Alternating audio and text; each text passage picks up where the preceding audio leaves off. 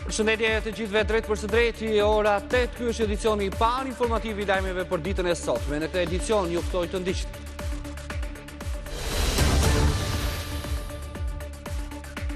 Një 58 vjeçar mbeti viktime e një atentati të mirë organizuar mbrëmjen e së shtunës në qytetin bregdetar të Sarandës. Një mjet u hodh në erë me triton, ndërsa 58 vjeçari Isuf Jaçaj, që ishte brenda në makinë, humbi jetën me njëherë pas shpërtimit.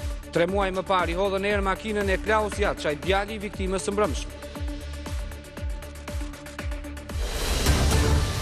Partia Demokratike vendos të mbështesë kandidatë të pavarur për 6 bashkit ku në 9 nëntor mbahen zgjedhjet e pjesshme. Nëse brenda 2 ditëve nuk ka vullnetar, do të propozojë emrat jo politik. Të dielën në podcastin e tij, kryeministri Edi Rama do të flasi me kandidatën e socialistëve për Bashkinë e Tiranës, Ogerta Manastirliu. Raporti i fundit i kontrollit të lartë të shtetit zbulon një situatë alarmante në trajtimin e pacientëve me tumor në Shqipëri, ku thuajse gjysma e banave të autorizuara për këtë sëmundje nuk janë importuar asnjëherë, ndërsa disa prej tyre rezultojnë të skaduara, por ende figurojnë në sistem. Nuk mungojnë as rastet e ngatërresave me recetat. Prokuroria e posaçme do të vijojë hetimet për evazioni fiskal të bankers, pasi prokurorët në Fier zbuluan se zyrtarë të lartë dyshohet se janë përfshirë në aferën e shmangjes së detyrimeve nga kompania për 20 vjet.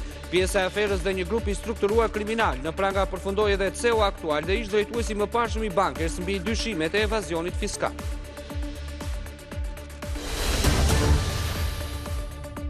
Tetori i Roz ka mbushur spitalin e Fierit me gra që kryej kontrolle për kancerin e gjirit, ndërsa mjekja onkologe e vëren me shqetësim se është ulur në 40 vjeç mosha e grave të prekura dhe bën thirrje për kontrolle të rregullta.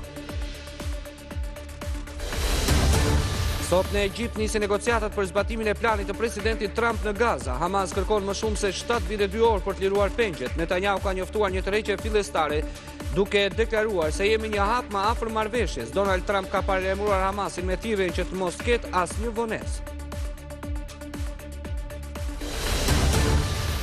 Interi mundi me 4 gola Cremonezen dhe e futet sërish në garën për titullin në Serie A. Zikaltërit kanë 12 pikë dhe presin sot rezultatet e rivalëve.